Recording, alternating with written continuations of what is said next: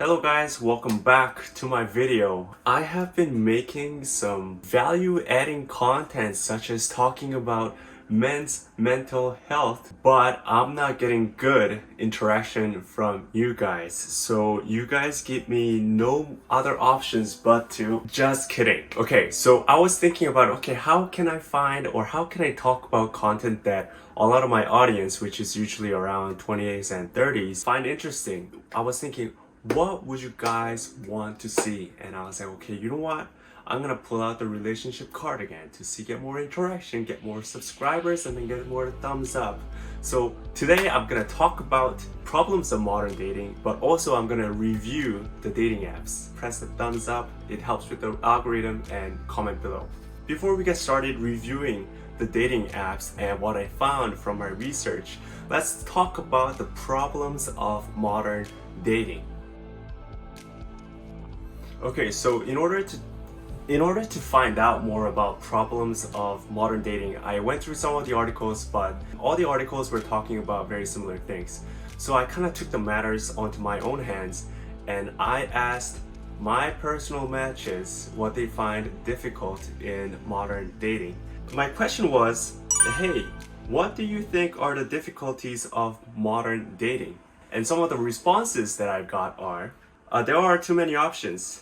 You always think you can find something better, or keeping up with someone you are texting over an app is difficult. Second response I got is, you have the same small talks over and over again. You need to repeat, hi, my name is, hi, my name is, hi, my name is Slim Shady.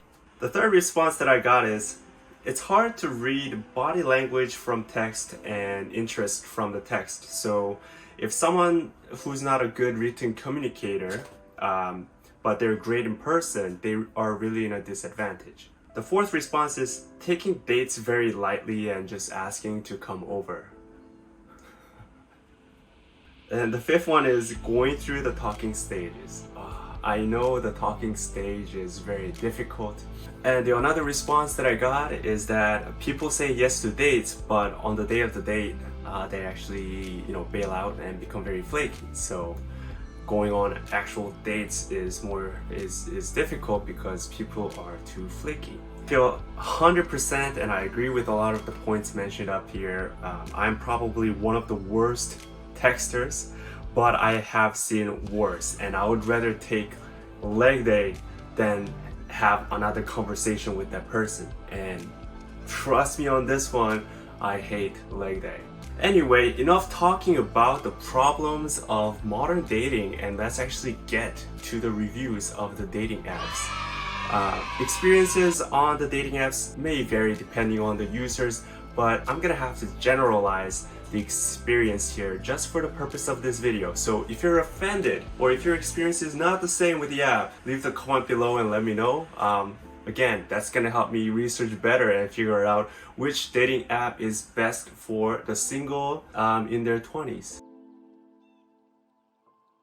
Alright, so before we get started, there's a rule that you must remember before entering the world of dating apps. Rule number one is that you are not the only person that they're talking to. So just have that in the back of your mind, and that's gonna give you some peace. The second thing is that you don't owe them anything, and they don't owe you anything.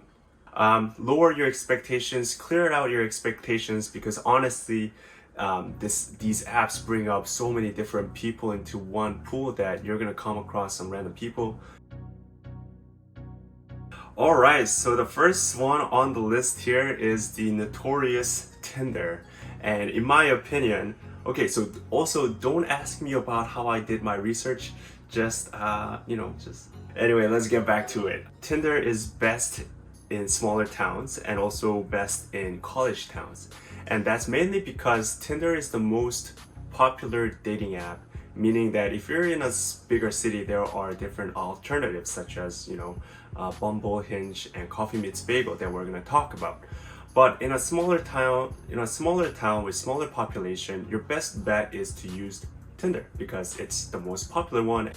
Usually in a bigger city, they are typically used for casual relationships or hookups. So if we have a scale here from one night stands, hookups, and something very casual, and on this other end, relationship, marriage, or something serious, Tinder's literally on the extreme end of that spectrum here. Also, the users are not that active and they are very busy doing other things. It kind of feels like they're just there to waste time and see what options that they have, but not many people are taking the app seriously. Also, the regional experience may vary, and honestly, I would really just give you an advice that don't use Tinder in Seoul. It's a very different place. If you imagine like this Pacific Ocean, it's full of different biodiversity, and it's like the deepest of the darkest trenches where there's like unknown creatures and weird creatures. That's what Tinder is in Seoul. So don't use that, it's weird. Unless you're into that shit. The second on our list, we have Bumble, and then the difference between Bumble and Tinder is that female gets to message the male first. And honestly, guys, they literally, including myself, come up with the weirdest first opener sentences that messes up the impression. It's really better for girls to take the initiatives first. So it saves the guys from coming up with cheesy pickup lines or introduction, and a lot of banned users from Tinder move on to Bumble. But does that degrade the quality of the app? Not really.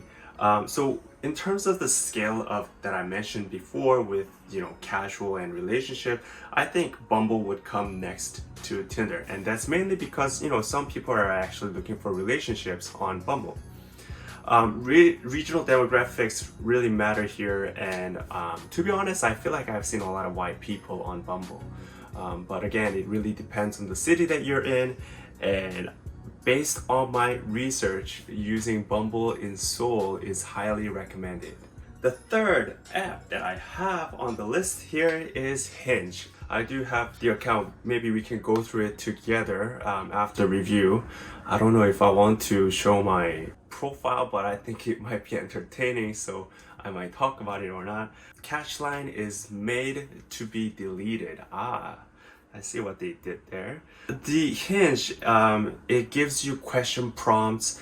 What's your biggest fear, or you should be, the best in town for blah blah blah, or 2 truths and 1 lie. So a lot of funny and interesting quotes and prompts. It also gives you ability to leave voice memos, and also the bio is pretty clear, so it's very user friendly, and the app itself is pretty aesthetic.